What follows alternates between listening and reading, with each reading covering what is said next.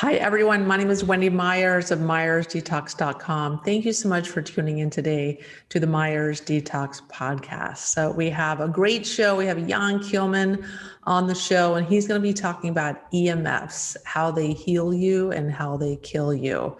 A pretty dramatic show today. So we're going to be talking about how your body emits frequencies and how the non-native frequencies, the EMFs, interfere in this communication system with your brain waves and your heart waves, et cetera. We'll also talk about the symptoms of EMF sensitivity. We'll talk about some of the health issues as a result of EMFs, the effects on bees navigation system. We'll talk about the effects on plants and animals as well, and also why you're not hearing about, more about EMFs and their dangers in the mainstream media, and talk about things that you can do to reduce your exposure to EMFs and where you can find EMFs in your home, and just lots of tips and tricks today on the show with Jan Kielman. So I know you guys watching this are really concerned about different types of toxins, including EMFs. But a thing that we're exposed to every single day are thousands of chemicals and dozens of heavy metals, and they have a dramatic impact on our health. There are thousands of them that we're exposed to that our bodies are really not equipped to deal with at the levels that we are exposed to on a daily basis. So I created a quiz called heavymetalsquiz.com that you can take to determine your relative level of body burden of toxins. And then after you take the quiz, you get a free video series that tells you what to do, how to act on this information. And you get a free video series that answers a lot of your frequently asked questions about, how to detox your body and how it all works and how long it takes, et cetera. So go take the quiz at heavymetalsquiz.com. Our guest today is Jan Kielman, and he is a certified nutrition specialist, Institute for Functional Medicine certified practitioner, and a botanical medicine student, and currently working on his doctorate in clinical nutrition. He practices personalized nutrition, nutritional genomics, and environmental medicine in his practice in Southern California, and remotely teaches medical practitioners worldwide. He believes that true healing has to happen on all levels, body, mind, and spirit, and includes the natural environment. You can learn more about Jan and his work at functionallwellness.com. Jan, thank you so much for joining us on the show. Hi, Wendy. Why don't you tell us a little bit about yourself and how you got into the health field? Yeah, so I'm a certified nutrition specialist, which is kind of the gold standard for nutritionists. I'm also certified by Institute for Functional Medicine, and there are not that many in the country in terms of nutritionists. I have a long story. I literally wanted to do natural medicine since I was 17. And I grew up in Germany and was advised against that because it wasn't a university degree. So I lost like 10, 15 years doing environmental stuff and organic farming. It's not really lost. I actually learned a lot of valuable experience. As a farmer, you really learn common sense, so nobody can fool me anymore. And then in the financial crisis, 2008, I realized I'm feeding sheep while people around me have cancer and are dying, basically. And I stopped it and switched over into natural medicine. And I'm not a naturopathic doctor, but I kind of combine nutrition, herbal medicine, environmental medicine. So I do a lot of the things that NDs do as well. And so we're going to talk today about EMFs. So can you tell the audience what EMFs actually are and why are we hearing about it so much? Yeah, so EMF is the term for electromagnetic fields. You could also say EMR, electromagnetic radiation. And if you think about it, if you take a step back and think about it, we are exposed to EMFs all day long. And there's good and bad ones. So the good ones, we'll talk about that later more in detail, but the good ones are kind of like the solar radiation, like the warmth from the sun and the light from the sun. That's a beneficial EMF. And our bodies, most people are not aware of this. We're now in year 110 of the capturing of our medical system, in a sense, by a certain industry. And all the focus in the science, most of the focus has been on biochemistry, which chemicals change things in the body. But there's a huge important field called biophysics. So what does electromagnetic radiation do in the body?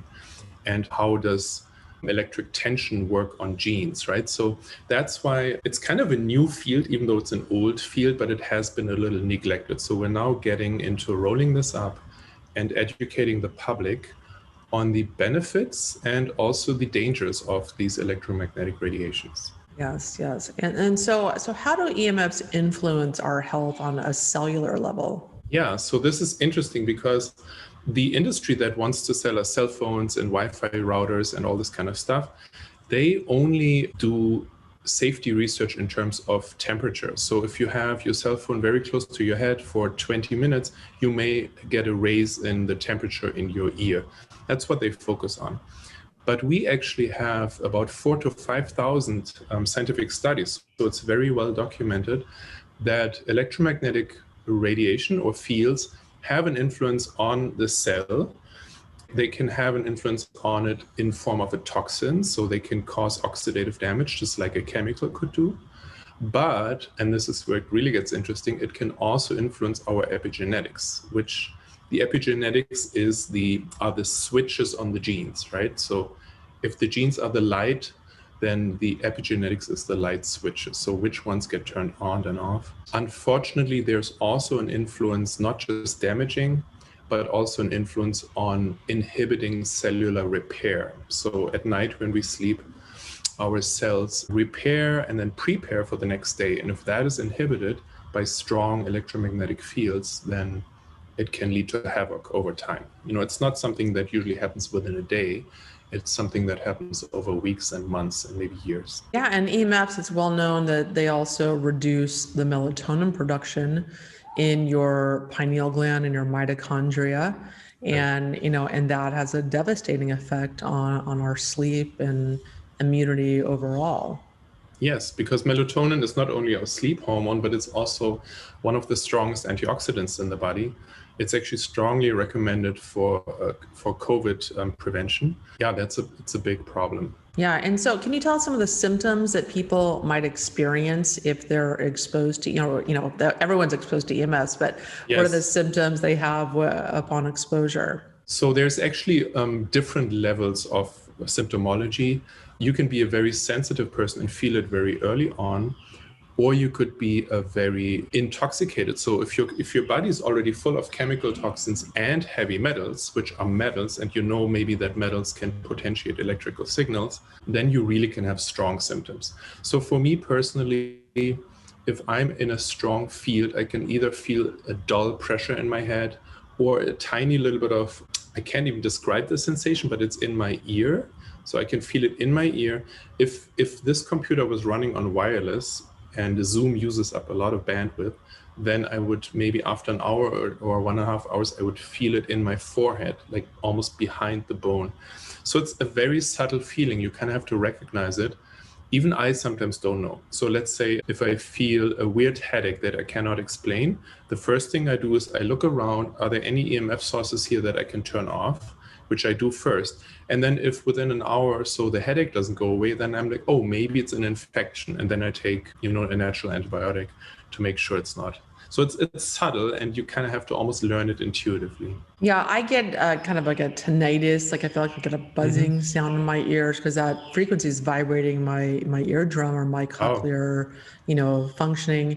And I also get like tingling and different part. Like I'll get, if my computer's on my thighs, I'll feel like some tingling from that. But Yes. people can have much worse symptoms. Can you talk about like the whole range of symptoms or effects that have been shown in the research to happen, or symptoms people may feel? Yeah, I mean, it can be a host of symptoms, from headaches I mentioned over sleep deprivation. The epigenetic effects, I mean, we're literally just scratching the surface in an hour interview, but the epigenetic effects can lead to everything from cancer to suppressed immune systems. We have seen research, and we see it in clinical practice too, that if people are exposed to, for example, mold spores, then the mold feels threatened by the EMFs and actually produces more toxins. So it can make pathogens more toxic. It can increase the effects of chronic infections. There's like endless amounts. And there's actually a conference in, I think in February on electromagnetic fields, which is highly recommended. Yes. Yeah. And then people can have anxiety and depression and heart palpitations. They think that they're depressed about themselves or their life and go to their doctor and get antidepressants. And it's not the underlying root cause. Yes, like even fatigue. And we now have reports of young people having heart attacks because the phone is so close to the heart. If you text like this, really close to the heart, the radiation hits the muscle. And there are literally people having heart attacks from that. Yeah, I mean, these non-native electromagnetic frequencies interfere in this frequency that your heart puts out. You know, it sends out a field like 10 feet around us. And our brain waves, that is a signal, a wave that gets interfered with by these non-native harsh frequencies that are getting stronger and stronger and stronger. And so I think, and that's why I try to talk about on this show that we are an energetic being. We have, our genes throw off a field, our brains have brain waves, our heart puts off a field, and that's what the EMF is impacting, this communication system in our body. Yeah, I don't know if everybody's educated on this, but when you do basic classes in biochemistry or even in general chemistry, the first thing you learn, which is absolutely fascinating, is that on the chemical level where the molecules are held together, it's all electromagnetic. It's like magnetic Lego. So the oxygen holds to the carbon and makes a molecule, and it's a magnetic connection. So everything in and around our bodies and the other living beings, like I see a tree behind you, everything around the living beings and inside works electromagnetically. So nobody should be surprised that these radiations have influences on us, positive or negative. Yes. And can you talk about the effects on the animals and the plants? Because there's devastating effects on them as well. It's not just us. Yeah, it really depends on how strong it is, but there are images out there of trees losing their leaves when a 5G cell is set up right next to them. Bees and birds they actually found out, humans as well, have a very sensitive electromagnetic compass in their brain. So that's how birds find their way to Africa, and butterflies find their way to Mexico, and the bees find their way around. So they can sense the electromagnetic field of the Earth. And if that is disturbed by this radiation, on top of the damage it can do on the biochemical level or on the biophysical level, so yes, it can kill them, it can inhibit their immune system, which then secondarily can kill them, or it can confuse their orientation and maybe even ours. But I just saw a study last week that we also have a compass. We're just not aware of it. But theoretically, some of us or all of us could sense the magnetic field of the Earth. So they get confused. They don't find their beehive anymore, and they fly around and lose their energy and die. So there's a lot of negative effects, and you can assume that if we are affected, your pets and or your other animals will be affected too. There are studies on cows that are standing in stray electricity on the fields, and their milk production goes down, they get sick, they kind of crumble up. It's a topic to take serious. It's not some kind of new age, thing. Yeah, especially when it comes to the bees. I mean, that's our food supply. We do not want to mess with the bees because you're not going to get your almonds. There's a lot of food that needs to be pollinated by bees. So that's really the one of the more concerning things when it comes to the plant and animal life being affected. Yeah, we talk about protecting the environment, but honestly, there's a little disconnect because we take our car and we drive it to the store, and that's where we get our food. If we would literally go out and get it from the plants, we would not have this cognitive dissonance, and we would understand that we directly live off the environment, right? Yeah. And so can you talk a little bit about kind of like the major problem with EMF technologies like the cell phones, the wireless networks, the smart meters, the Bluetooth, the stuff that's all around us all the time? Yeah, so the problem is that there is only a limited amount of frequencies that the industry can use. So they put a lot of stuff into these frequencies, and we are in the end exposed to a lot. So if you saw the electromagnetic spectrum, it goes all the way from the frequency of a planet to the tiniest little wave that has a lot of energy like radioactive radiation, that's also electromagnetic radiation, right? And they had to pick certain frequencies. So for example, for Wi-Fi, which now almost everybody, every building, every public building, almost every house, at least in the US, has a Wi-Fi router. And that wasn't the case like 10, 15, 20 years ago, right? They use 2.4 usually or 5 gigahertz radiation, which is supposed to go through walls and reach every corner of the house and then give you a nice connectivity. But the problem is, as a side effect, you get exposed to those fields. And the interesting part is that the exposure gets exponentially weaker with distance. So what people don't understand is they get really afraid of the power line like a mile away, or they get afraid of the cell tower half a mile away. But really what the problem is what's closest to you. So if you run your computer on wireless, then that is the closest source to you that actually is literally bombarding your brain. You have all antennas in your phone on, meaning like wireless, Bluetooth, cellular, and the phone function. There's 4 antennas in the phone. If you have them all running at the same time and you hold it to your head, you have a major amount of radiation right next to your brain.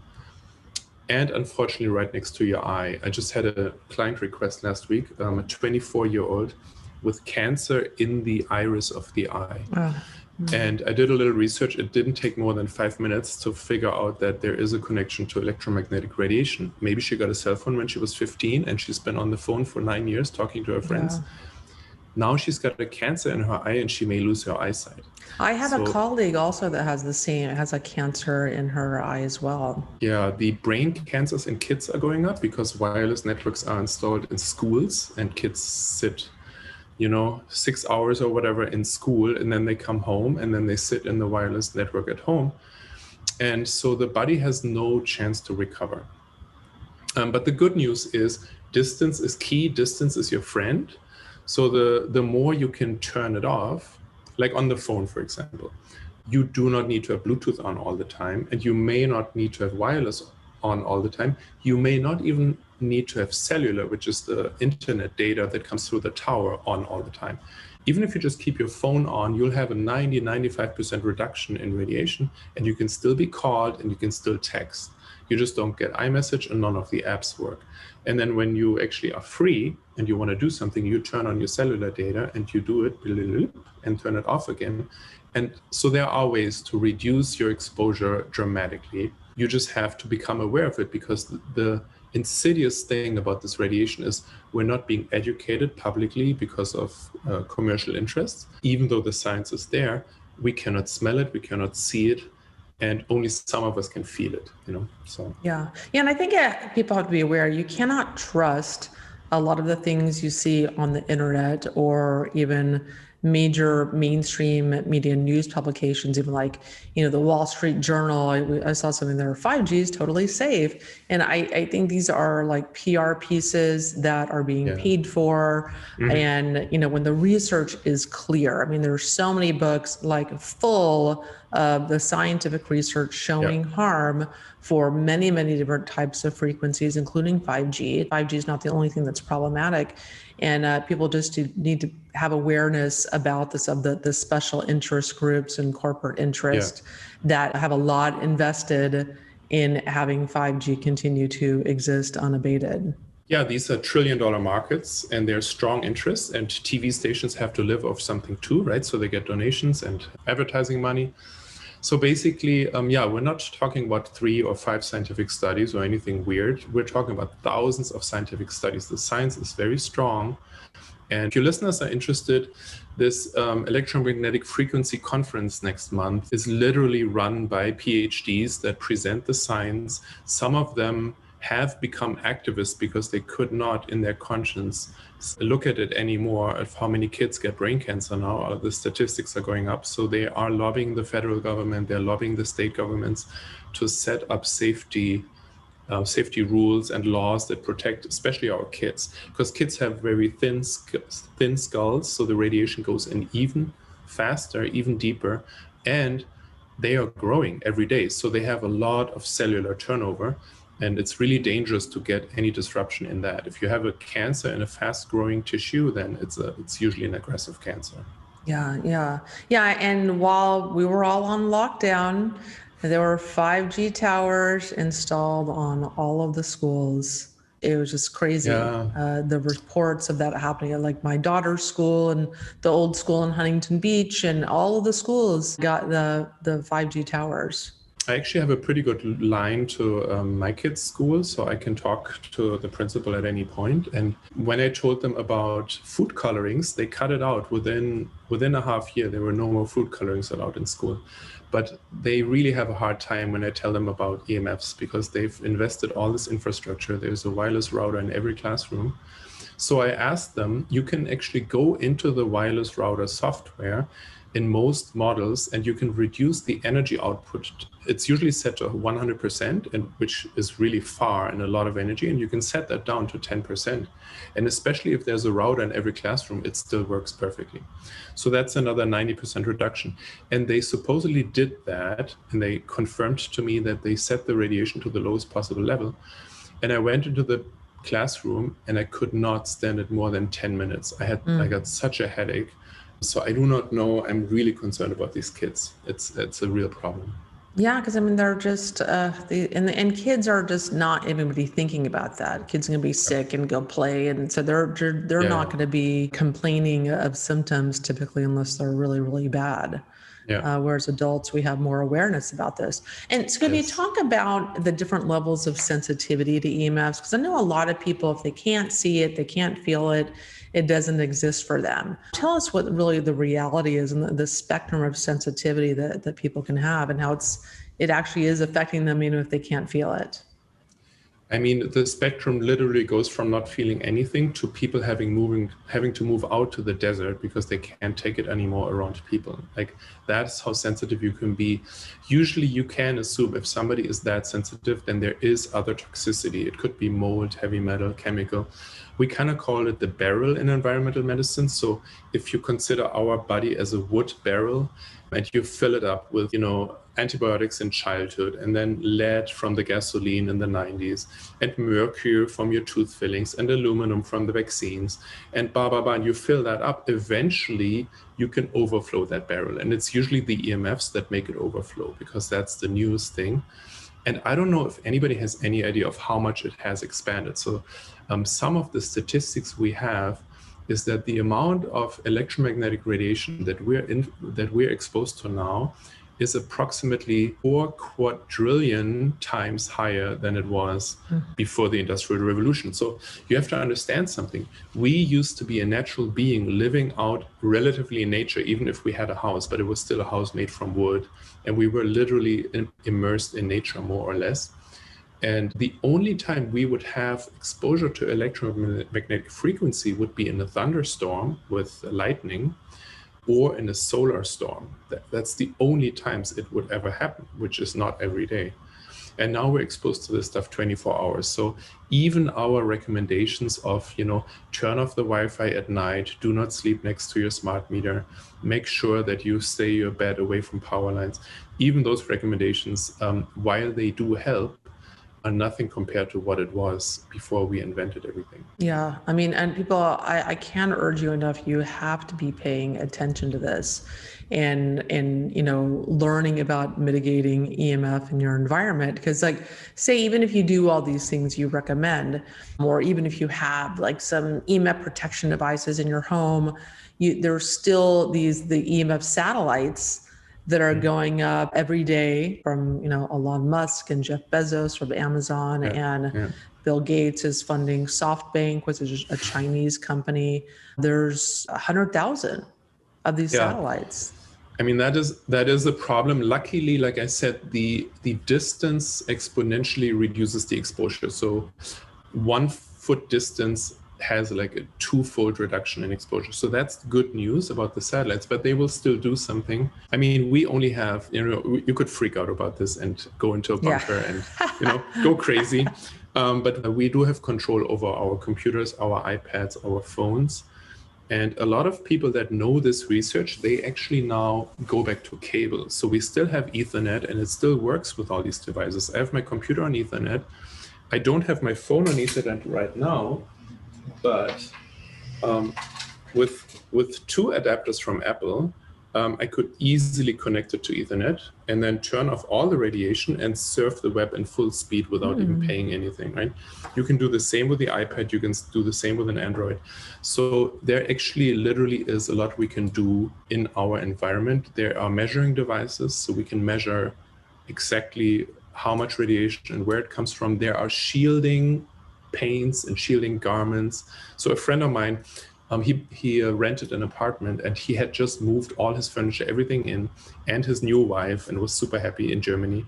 And then they put up a cell tower right in front of his apartment, right there. So he bought a professional meter, an 800 euro professional measuring device. And that device showed him exactly where the rays from the cell tower would go through his apartment. He sealed off the wall, and there was nothing to be measured behind that sealant. So there's a lot we can do. Yes. Yeah, they have the graphite paints and things that you can use. Yeah. There's a lot we can do, but even if you don't feel it, don't feel safe that it doesn't do anything. You might be resilient or not. The epigenetic effects, I think we have no idea about. So there's a very interesting book out there called The Spark in the Machine. And it's been written by a medical doctor who's also an acupuncturist, explaining how acupuncture works on an electrophysical level, which basically is that our skin has the fascia, the fascia under the skin, right? It's a connective tissue, and connective tissue is conductive to electricity. It has like a crystalline-like structure. So we literally have our own body electricity that the body generates. It's a DC current, and it's very low. And the way they found this out is they took a specific kind of lizard that you can actually cut off, which sounds gruesome, but you can cut off any leg, anything but the head and the torso, and it will grow back. So they tried to find out how can the stuff grow back? And they measured the electrical skin resistance, and they saw that at the point where the leg was cut, the electricity changed that the lizard was creating. The genes were activated to regrow that leg, were electromagnetically activated. And then when the leg was fully regrown, the electric current, the DC current on the skin changed back to normal. So it's unbelievable what electricity does to our bodies. So you really have to become aware of this and think about this. Yes. And so is there anything else that you can talk about for ways for us to reduce our risk to electromagnetic exposure? Yes. So, I mean, the first rule in environmental medicine is always to cut out the exposure, right? So the acute exposure is electromagnetic radiation. So let's say you're lucky and you live in a house, not in an apartment where you have all your neighbors running 20 wirelesses around you. But if you're in a house and it's only your wireless, well, that's easy. You can, if you're the last person going to bed, you can just turn off the wireless at night and go to bed, right? Make sure you also turn it off at the devices around you. And there's also something that we didn't talk about yet. It's like baby phones and cordless phones and those and smart devices in the house, right? So if you think that you need a smart fridge that has a TV and internet in there, that's okay. But take a look if you can actually cable that fridge and turn the wireless off, because the smart devices are fine as long as they're cabled. But as soon as they're on wireless, then you have to keep your wireless on and you cannot reduce your exposure anymore. So the best thing is, for example, take your living room or the room where you spent your bedroom or the room where you spent the most time in and turn it into a sanctuary, meaning clean bedding, clean mattresses, organic if possible, clean in terms of dust and other exposures, and clean in terms of electromagnetic radiation. So if you have a wireless, you can put it on a timer that turns it off at midnight and turns it back on at 7 or 8 a.m. if you need it that early, right? So that would give you, 8 to 10 hours of minimal exposure, which then your body can use to repair and restore resiliency, because we have a certain resiliency, even though we carry 10 trillion cells around and each individual cell is extremely sensitive to EMF and other chemical damage. But as 10 trillion together in our organism, we have a certain resiliency. So we have to make sure we always stay below the threshold where our resiliency ends and the disease begins, right? And the further we stay below that, the less likely we're going to get sick. And maybe to make that even more graphic, the EMF may be directly attacking us and maybe invisible, but we have things like chemical toxins, 85,000 man-made, man-developed chemicals. Not all of them are toxic, but we have 85,000 chemicals now that did not exist 200 years ago. And we are exposed to an estimated 7,000 to 8,000 a day. So those can contribute by already stressing your body. And then there's heavy metals coming from coal burning power plants or tooth fillings or vaccines or aluminum cookpots, right? So if we can reduce the chemicals and the heavy metals and the EMFs, then it's relatively easy to stay below the threshold. Yes, absolutely. Yeah. And we talk a lot about different toxins on this podcast, and EMF toxins are definitely something that you want to be paying attention to, because it's easy to overlook it. Because I think it's easy to get overwhelmed with, the diet and the exercise, and then adding detox to that's a whole, that's a full-time job in and of itself. And then this learning curve, learning about the EMFs and where they are and mitigating and what to do. And there's a lot of garbage out there that people are marketed to about EMFs. So I think if people get a little bit overwhelmed and then just don't do anything, are there some easy things you can recommend for people to just like a little checklist? Yeah, there's actually something I find really impressive. So our problem is we can't see it, we can't smell it, we can't hear it, right? Because our sensors are not made to recognize that. They are made to recognize the visible light, but the spectrum is much bigger. So what I find really impressive is you can take an AM radio, it could be a little Walkman radio or a travel radio, or maybe even a connected radio, and you put it on the AM scale towards let's say the left end, where there's no radio station. It's just like fizzing sound, or ideally not a lot of sound. And then you can take that radio and hold it next to your computer, hold it next to the adapters in the power plug, hold it next to your screen, hold it next to your phone, and just listen to it, because it will pick up the radiation. Some of it will just be the screens, but others you will actually hear how it connects to the tower, or you will hear how the internet downloads stuff to your phone that you don't even need, right? The newest stocks that you never look at. So I find that very impressive. You can do that with kids, you can do that with adults, you can do that with people that are skeptical, and you can sit down and think about it and be like, wait a moment, the stuff I'm hearing right now is the stuff that is affecting every cell in my body all the time. So it gives you a little bit of a graspable sense of what is actually going on. And then I think you will naturally take it more serious. And because it's now not just other people warning you, but you're actually hearing it. And if you become sensitive, you're also feeling it. And then it will, in a gentle way, force you to take it serious. Yeah. And I think EMFs is kind of one of those things, almost like smoking, where there's a lot of, denial in the beginning, and like, smoking's totally safe. What are you talking about? That's ridiculous, that they cause health issues. And I think EMF is going to be the same way. But do we have any hope for the future of turning this around and making safer telecommunications technologies? I think so. I mean, like I said, the science is big. Some of these scientists are so committed that they have put their foot in the door of the federal government, which is heavily lobbied by the industry. So there is hope that under the goal to protect our children and to protect our population from cancer, that we will have a chance in the future. The 5G rollout is there, and that may cause additional problems, which are sad for the individual client or patient getting sick, but they will maybe in overall help us, because there will be so many reports of people getting sick potentially that it cannot be denied anymore. Unfortunately, humans are, and I have to admit that I'm like that too, but we often only react when there's pressure or when there is suffering. And that's a problem, because just imagine the difference between having a cancer and not having a cancer, right? Or take this young girl with a cancer in her eye. She's 24 and she's most likely going to lose her eyesight for life, right? Probably a pretty girl with big goals in life. And just imagine how little it would have cost you to deal with it a little bit at least, and reduce the exposure, versus now having to get rid of this cancer, which is basically they're putting a radioactive banded, a banded flap on her, pirate flap on her eye that's radioactive, that kills the cancer and at the same time kills her eye cells, right? So it's horrible.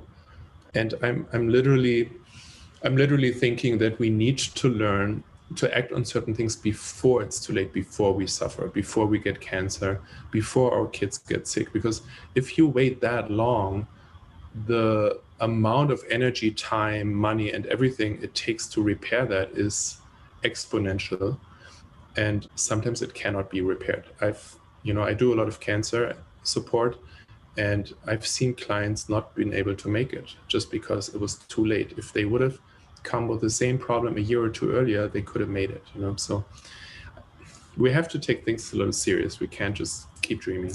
And I think, that's a human nature. If it broke, don't fix it. And and definitely people wait way too long to address certain things. With detoxification, it's the same way. There's people that don't get around to it until they're really, really ill, and they're too sick to detox. They have to be stabilized first, Yeah. So I do think there's a future, because we don't only have negative electromagnetic frequencies, we also have positive ones. Tesla, the famous inventor, actually found a few positive ones that kind of are reported to make your face shine, which is really interesting. We have one right here, which is the infrared radiation from the sun, and also some of the visible light spectrum.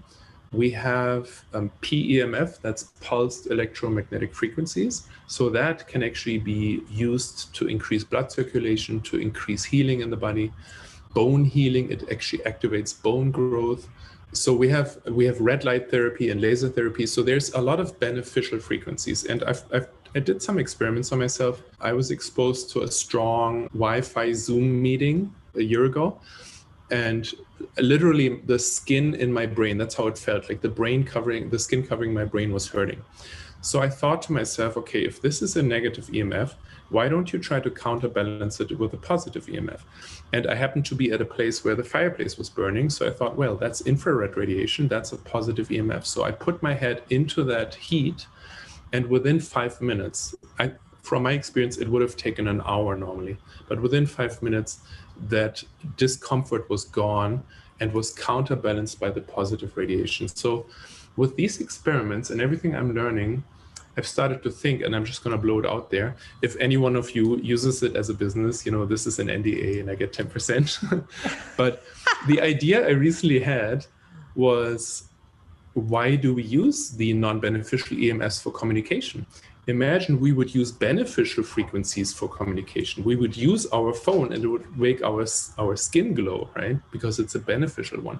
So we have to somehow talk to the industry and convince the engineers to focus on the beneficial frequencies and see if they could be used for our communication needs. And then we would actually literally not have a problem. Yeah, I know they're working on like 6G and even 7G right now. They're working on the next generation.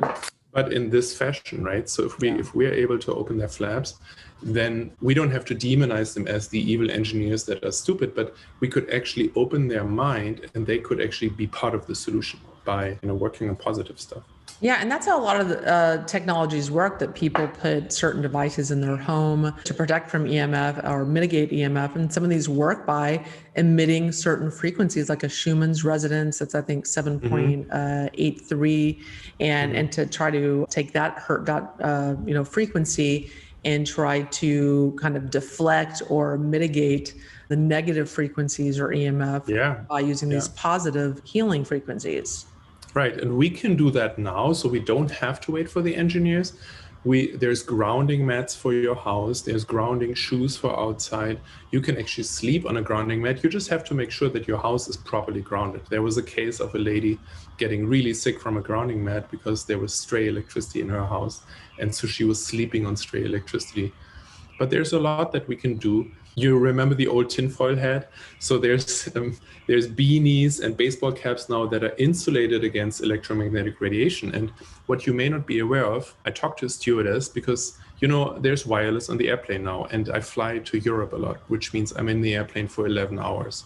And I asked the stewardess, where are your Wi-Fi routers? Because I just wanted to know. And she's like, oh, they're usually over the wings, right? So they're right in the middle of the plane. So they radiate forward and backward, one or two of them, depending on how big the plane is. And they never tell you that. So they may sit you right underneath and you may get completely blasted with the Wi-Fi radiation on top of the radioactive radiation that you naturally get when you fly. So at 30,000 feet, my Geiger counter actually goes off and says, please remove yourself from this area, because there is radioactive radiation out there. So you get double whammy radiation together with a scotch or a wine full of pesticides, right? So be careful, like it's really crazy, yeah. Yeah, so sit on the back or the front of the plane. Yes, or get one of these baseball caps that actually look kind of cool, but they're insulated with a silver containing garment that you don't see. It's inside the cap that deflects this radiation away from your head.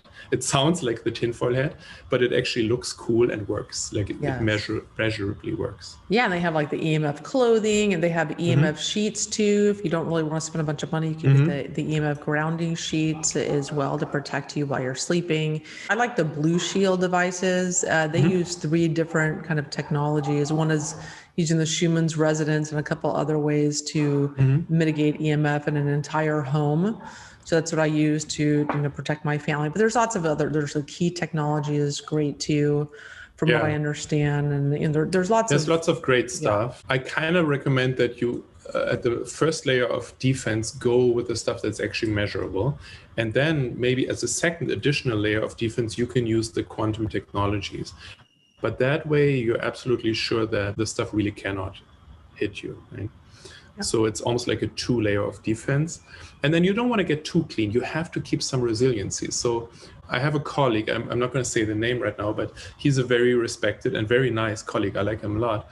But he built himself a house, and he built into that house EMF reflecting film on the windows and EMF reflecting walls. And I'm starting to think that may be a little too much, because the house is not in a dense area. It's out in the green countryside anyway, because you need to keep a little resiliency. If you are completely away from a certain toxin, and then you go to the city or the densely populated areas where that toxin is like smog or EMFs is very strong, your body has not had the chance to develop resiliency, and it'll hit you even harder.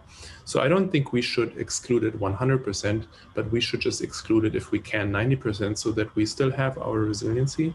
We can still tolerate if we travel to New York, or if we travel on the airplane, we don't get sick every time we step outside our house, right? I mean, that's one of the reasons you don't feel good after you fly, is all this radiation exposure, like exhausted after that. Yeah. So tell us, is there anything we've left out of the conversation here that you want to add to? I just remembered something really important that we forgot, and that is power lines, power cables, and batteries. So we're getting a lot of solar cells now on our houses, and we're getting a lot of electric cars. And we forgot to mention that. So around every battery and around every strong power source, like a strong power cable, there's an electromagnetic field. I used to work in an office where I didn't feel well. So eventually I started measuring, and I found out that I was literally sitting on a 230 volt power line doing my work 10 hours a day.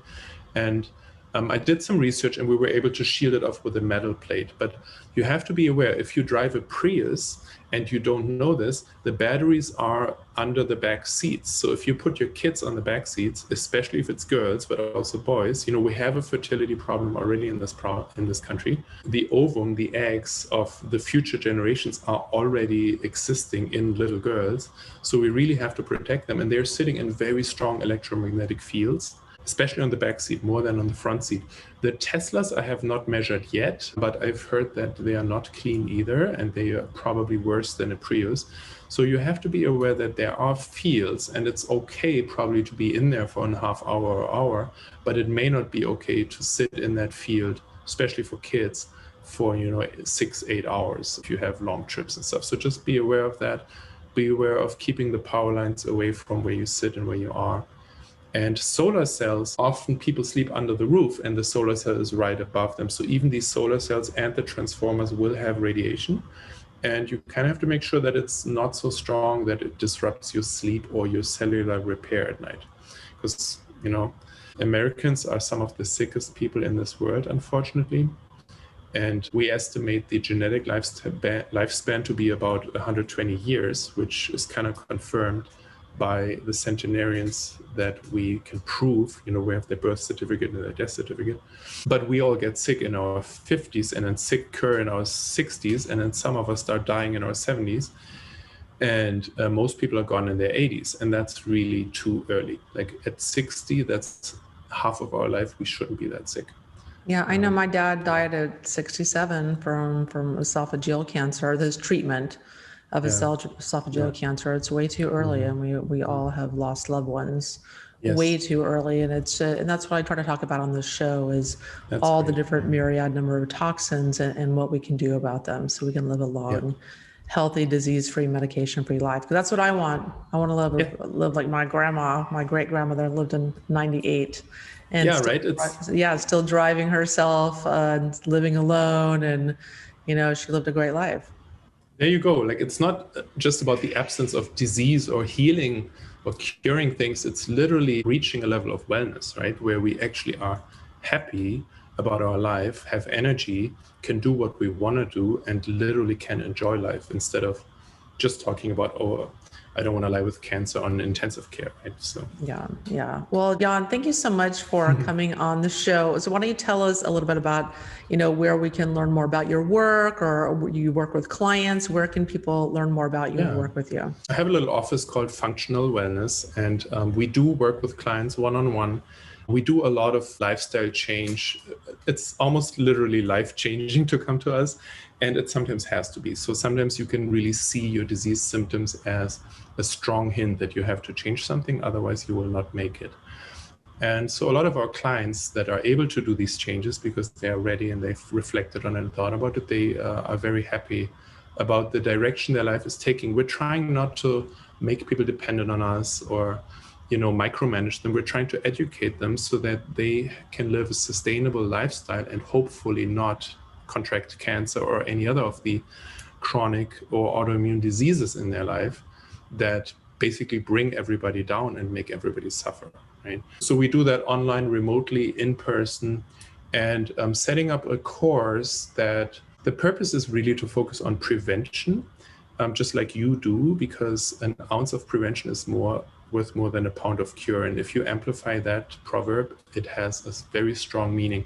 Once you get told that you have an incurable cancer, you'll understand what that means, and you will regret that you didn't put a little more effort into prevention. So we're literally trying to focus on prevention. It's a very difficult subject because people, like I said, even myself, if I don't suffer, I don't always change. We're trying to work with examples from our own clients and other people, video interviews and so on, so you can hear it from your fellow patients and clients that beg you to please take care of your health before it is too late. That's kind of what we do. Yeah, I agree. I mean, it's just, I've never had any major health issues, but I work really, really hard on my health because I don't want to be one of those likely statistics that's so common now with, they say, 1 in 2 to 3 people get cancer, and autoimmune diseases are the fastest growing subset of diseases. That's not happening for me. And I want to do everything that I can. And I hope you guys listening really take that to heart, and you don't want to wait until you get a diagnosis. That's too late. It's very smart. And you know what? It actually can be fun. It doesn't have to be suffering. So you can do this in a fun way. You don't have to suppress all the fun in your life and eat cardboard and stuff, right? So we can really make it doable and make it fun. Yeah, absolutely. I love all the stuff that I do. I love my infrared sauna. I love doing coffee enemas, and because I feel great when I'm doing them. But yeah, some people might be like, this takes so much time. But it's an investment in yourself, and you're worth it. Absolutely. Yeah, and if you look at the people in Japan that, like you said, they ride their bicycles over 100, they work in their garden, grow their own veggies. I mean, ask them that you can have a very long, very happy life. Yeah, absolutely. Well, Jan, thanks so much for coming on the show. I love talking about EMF. It's one of my favorite topics right now. Yeah. So thank you so much for coming on. And everyone, thanks so much for listening to today's show. This is the Myers Detox Podcast, and I'm Wendy Myers. And you guys can learn more about my work and learn all about detoxification at myersdetox.com. Thank you so much for tuning in, and I'll talk to you guys next week. The Myers Detox Podcast is created and hosted by Wendy Myers. This podcast is for information purposes only. Statements and views expressed on this podcast are not medical advice. This podcast, including Wendy Myers and the producers, disclaim responsibility for any possible adverse effects from the use of information contained herein. Opinions of guests are their own, and this podcast does not endorse or accept responsibility for statements made by guests. This podcast does not make any representations or warranties about guest qualifications or credibility. Individuals on this podcast may have direct or indirect financial interest in products or services referred to herein. If you think you have a medical problem, consult a licensed physician.